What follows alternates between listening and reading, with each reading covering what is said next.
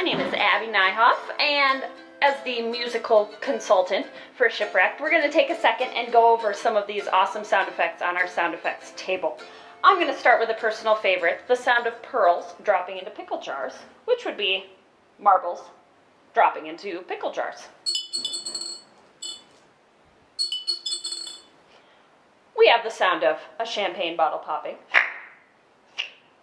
We have, of course, snakes in the wilderness. Maybe a fire crackling and starting to burn. The sound of a mast creaking and ready to break. And, of course, when it finally comes down. All various assorted creatures in the wilderness, including wombats, of course. Not sure why that's a wombat?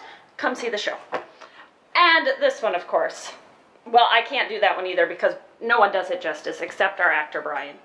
So, I think that covers most of them. But you'll just have to come to see the show to find out more.